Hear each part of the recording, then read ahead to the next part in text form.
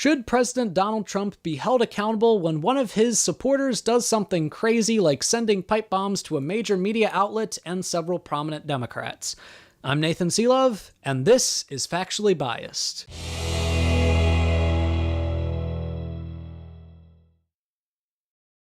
The man responsible for sending all of those pipe bombs to prominent Democrats and to CNN has now been apprehended and identified as one Cesar Sayic. He is a middle-aged man living in Florida, and, to no surprise to anybody that is reasonable, an avid Trump supporter. Now, the question on a lot of people's minds is, should Donald Trump be held accountable for the actions of this man, and to what extent?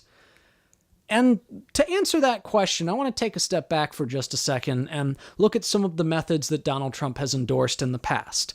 Because I don't think that we should necessarily be holding someone accountable for methods that they have never endorsed. So the first question is, has Donald Trump ever endorsed violence in order to make a political point or to promote a political point? And the answer is yes. There were several points throughout the campaign in which there were rallies in which during rallies he would endorse violent tactics against protesters. There was one example where he said that if you see anybody about to throw a tomato, knock the crap out of them and that he will pay for their legal fees. Now, you can make the argument that the act of throwing a tomato is a violent act and therefore it's just self-defense. In another case, Donald Trump when someone was being escorted out, when a protester was being escorted out of his rally, he said, "Try not to hurt them, but if you do, it's okay, I'll pay for your legal fees." Now again, you can say that he said, "Try not to hurt them," so it's not a direct endorsement of violence. All right. But recently there was an example of a pretty clear endorsement of violence. Montana Congressman Greg Guyenfort, and I hope I'm pronouncing that correctly, at one point body slammed a reporter who was asking him questions that he did not like. Now, he is running for Congress in Montana, and Trump was giving a rally to endorse his run for Congress. And Donald Trump could have said, well, this man has paid his debt to society. He did community service to make up for the fact that he broke the law by assaulting a reporter.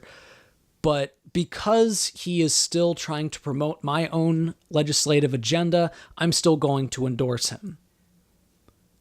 But that's not what Trump said.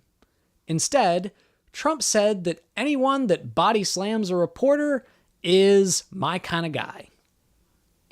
That is a clear endorsement of violence. That is a direct endorsement of violence to make a political point.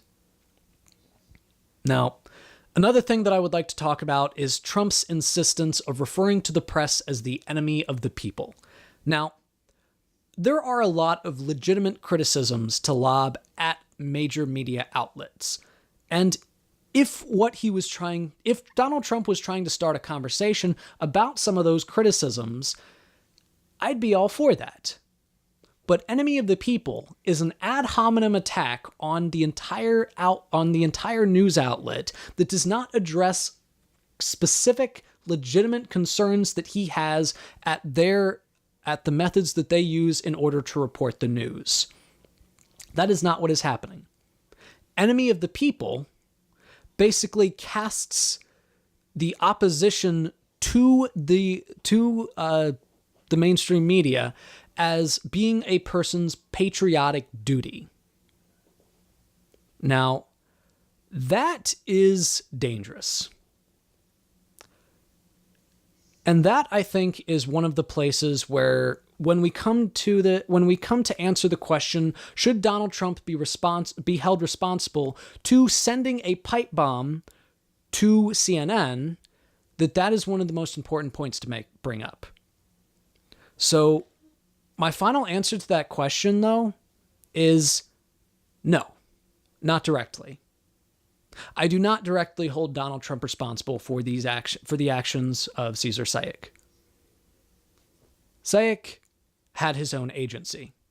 He made his own choice, and he committed the crime. And Donald Trump did not make him do that. However, Donald Trump's insistence of the rhetoric of the enemy of the people stokes the fires of resentment with ad hominem attacks that are devoid of legitimate criticisms.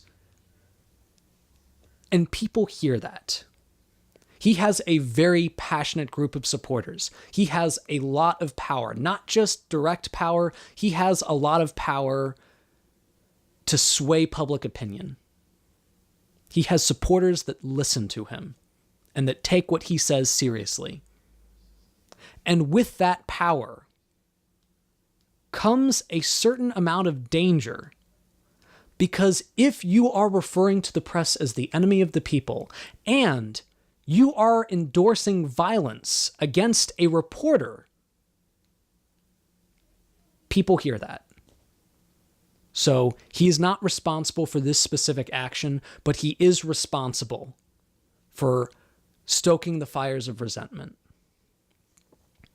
And you can point to examples like, oh, well, Eric Holder endorsed kicking people in the face, even though if you actually watch the video in which Eric Holder made that comment, later he specifically clarifies that he is not advocating for violence. He is advocating for being strong in standing up for what we believe in. The fact that Donald Trump is referring to Democrats as an unhinged mob when one of his supporters is sending pipe bombs to prominent Democrats and a major media outlet shows a complete lack of self-reflection. And this should have been a wake-up call to him. This should have been a wake-up call to stop using the rhetoric of the press is the enemy of the people. But it wasn't. Right after it, he sent in another tweet in which once again he referred to the press as the enemy of the people. This is not the right man to give this type of power to. And it needs to be called out. So I hope that you remember that when you're in a voting booth, and I hope you'll remember that the next time you are hearing a politician refer to the press as the enemy of the people. Well, that's all I got for you today. Thank you all for watching. If you liked this video, feel free to leave a comment down below. Tell me what you thought. Give the video a like. And if you haven't already, subscribe to the channel and have a great week.